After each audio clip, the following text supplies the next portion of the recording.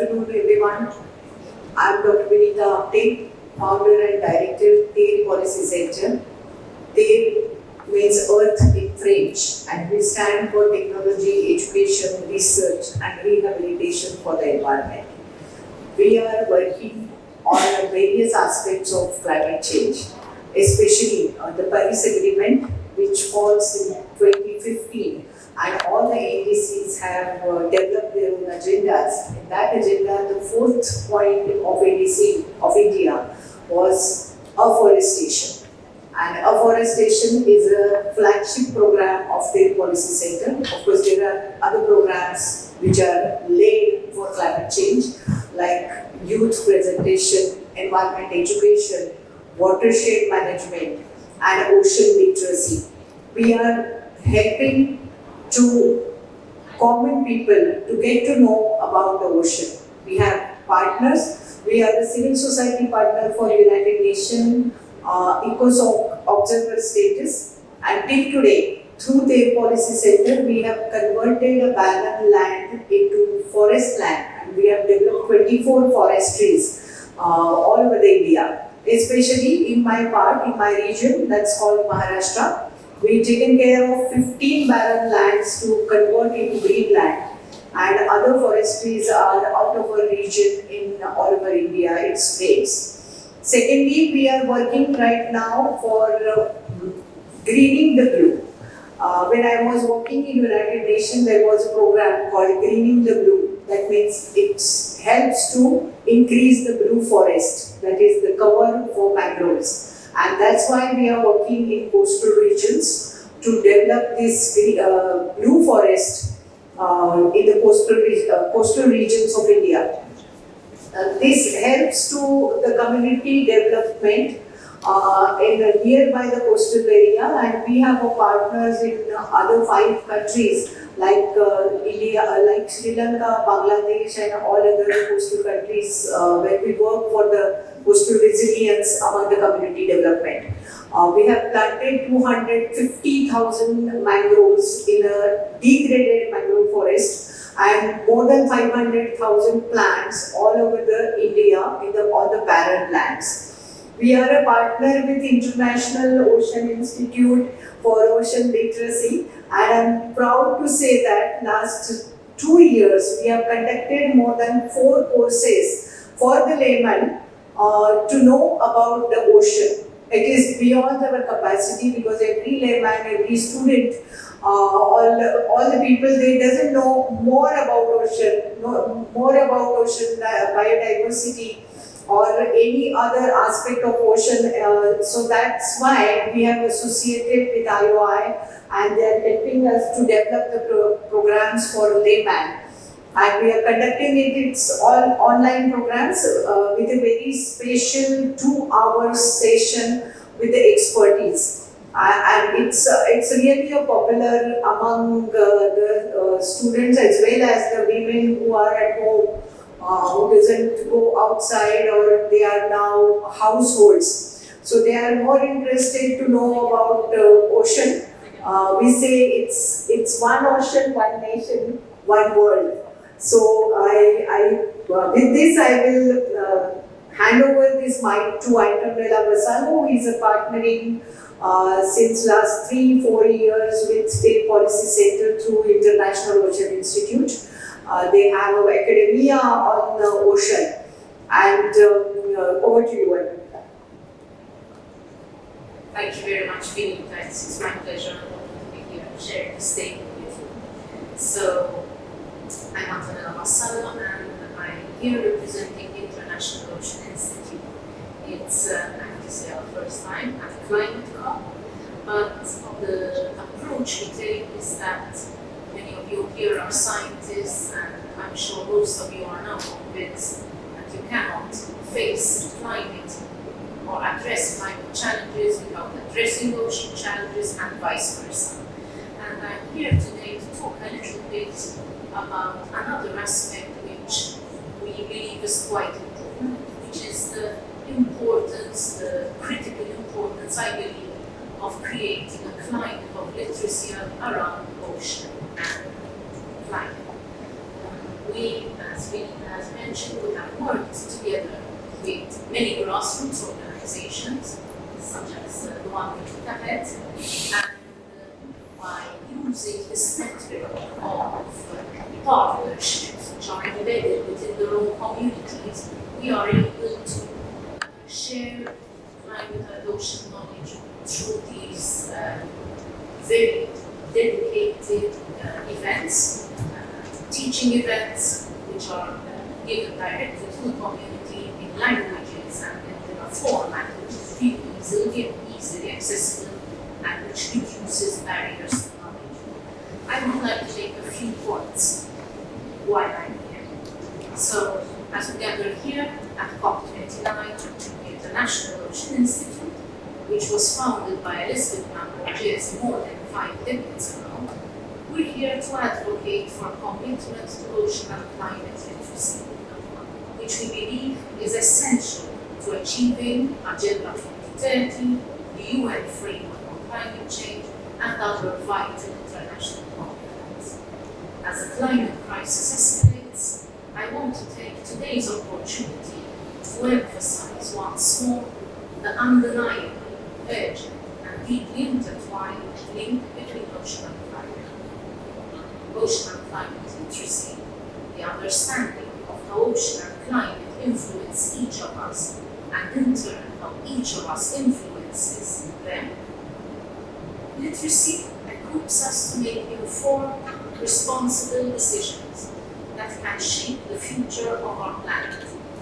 We need this literacy to drive sustainable development, equitable governance, particularly for the people of this earth and the habitats in which we live. The IOI's mission, dating back to 1972, has been rooted in fostering sustainable ocean governance. Through a global network, we have built the capacity of early career ocean professionals, ocean leaders, and community voices worldwide. We have especially focused on supporting developing nations to address the pressing ocean and climate challenges of our times. Our programs are grounded in the essential principles of ocean science, which highlight the interconnectedness of humans and the ocean, and underscore the ocean's critical role as a major influence on weather and climate. Building knowledge and action. While knowledge of ocean systems and climate change is vital, however, knowledge alone does not automatically lead to good governance. Enhanced responsibilities don't guarantee effective governance, and converting knowledge into action requires a more complex collaborative approach. We believe that ocean and climate literacy must bridge the gap between knowledge, behavior, and action, inspiring governance that is rooted in shared benefits, equity, and sustainability. To achieve this, we must nurture decision makers from the beginning who understand ocean and climate issues both, for their insights and choices directly shape the frameworks we need to operate within. By creating a generation of policy and decision makers who appreciate the mutual benefits of a sustainable and just ocean management and climate adaptation, we can support win-win solutions and protect the ocean as a resource for future generations, and an ocean that's a champion of climate. Promoting ocean and climate literacy in decision making. We envisage a rule-making culture that is based on sound science, reinforced by legally binding instruments, and designed to address global common goods like the ocean and climate. In promoting ocean and climate literacy, we need to embrace a new culture of rule-making that respects global common goods. We call for clear, actionable frameworks that integrate science, technology, policy, and social engagement. This vision should underpin a governance model that is grounded in reason, practicality, equity, and mutual benefit. ocean and climate literacy must also be embraced across interdisciplinary policy spaces and at every level of governance. Combined with political will, literacy can foster collaboration, helping decision makers focus on common destiny, shared benefits, and long-term sustainability. Our commitment, capacity development, and the IOI mission. We wish to lead through action with a comprehensive training portfolio that has reached thousands of graduates from 140 countries. By training emerging ocean leaders in principles of sustainable and equitable management, we wish to equip a generation of professionals to navigate the complex and interconnected issues of climate and ocean governance. In 2022, we additionally launched the IOI Ocean Academy, in which we are proud to count Vinita as our partner. This was designed to offer accessible, regionally relevant online learning in local languages, with the intention of removing barriers of knowledge, whether they be financial, time constraints, or language, in stakeholder communities all over the world. This program introduces the people who join to the core principles of ocean and climate science, sustainability, and most importantly, of the importance of positive community impacts to their actions. Our IOI Ocean Academy is also recognized as a dedicated action under Vinita and Technical Ocean Science, a testament to our dedication and dedication of our network to literacy as a pillar of effective science communication. And finally, the future we all want. Our advocacy here at COP29 will aim to underscore the immense value of the ocean and climate literacy in addressing shared threats, climate change, ocean health decline, biodiversity collapse, and resource insecurity. To create lasting change, we believe that we must collectively persuade negotiators, decision makers, civil society, and the private sector of the need for science-based cooperative government, rooted in sound science, in sound knowledge, and in justice and equity. As we move forward, the IOI and our partners emphasize that the future we want depends on the people we educate today. And the people we educate today need to span across all age groups and generations by empowering these individuals with the knowledge of how ocean and climate shape our world and correspondingly how we shape our world. We hope that we can create a community where informed decisions can ensure a sustainable future for all. Thank you. Working last more than 1 decade on sustainability, forestation, and all other issues on environment, the Policy Center proudly announced one new portal which has begun last year called Global Women Network for Nature. Because by working on the grassroots level, we understand that the women who takes care of environment and nature should be on forefront on many aspects. And there are many grassroots level women, they are really working very hard to protect the environment. The women leaders on the NGO sector, they are working very hard to protect environment, to fight the climate change, to make capacity building, and so on. So we have started one portal called Global Women Network for Nature. All over the world, we have members on this portal. We organize webinars twice in a month. Until today, we really have a lot of women, those who want to share their expectations, experiences, and building capacity is their main agenda. So we are on the same mandates. And I proudly say that in last 1 year's time, we got more than 60 women leaders who are working for the protection of the environment in different innovative ideas. They are sharing it monthly basis when we organize the webinars for this kind of thing, and not only the speakers, those who are online, but there are a number of other people, those who are really want to listen to that webinars. Then we have also get the people on YouTube, because all it's for the security reason we have restricted the entry on Zoom or Teams. But we have telecasted those webinar issues on YouTube. And really, at the grassroots level, many things are happening.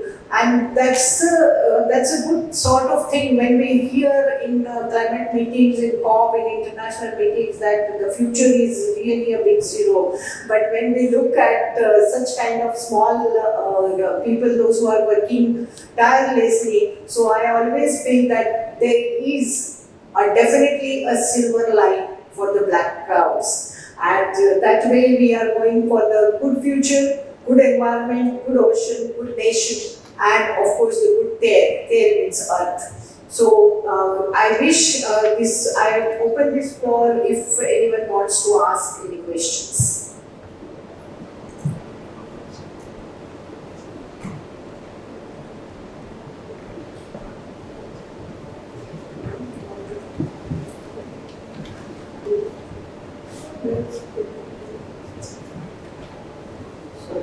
But if no one is from the audience, I would like to ask Antonella that we are working for the grassroots level people for their capacity building on ocean literacy. But there are other courses which you are representing through IOI, and that's kind of a university level courses. So if you can give some of the idea about it. So the one thing that we like to achieve, the one aim that we'd like to achieve over all these years is actually, and this is my sort of favorite motto about the IOI, is that we aim to create future leadership in primarily ocean issues, but as we know, you cannot divorce ocean from climate. You have to address the challenges of one to achieve progress with the challenges of the other.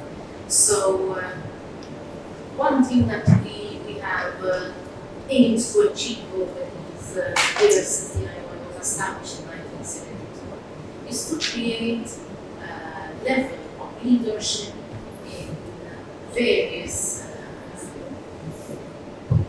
countries and various roles, and interdisciplinary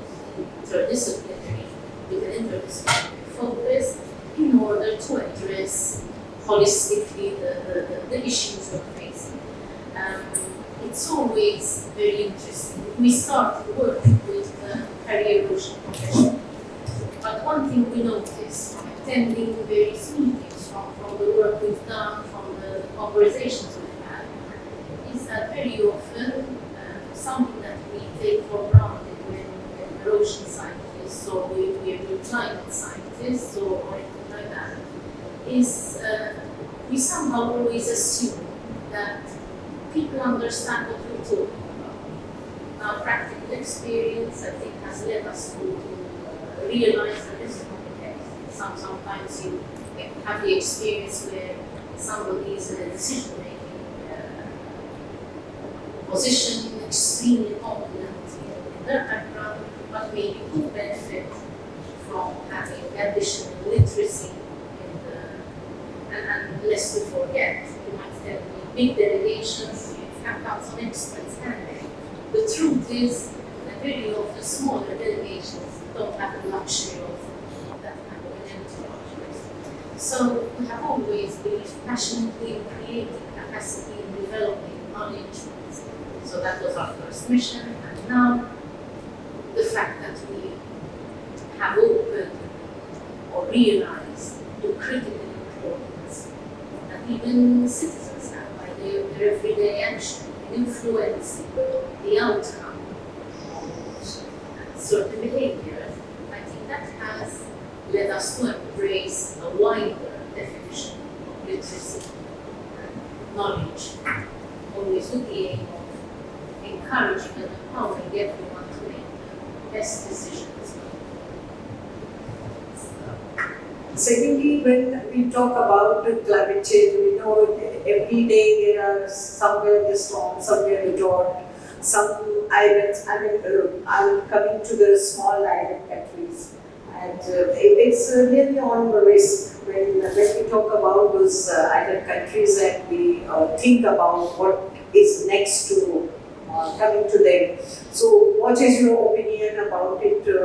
When we are in respect of these small island countries to do something, food or I mean, I cannot tell that we can assure them, any international organization or anyone who have come here, do they assure them that these islands will be survived in coming days?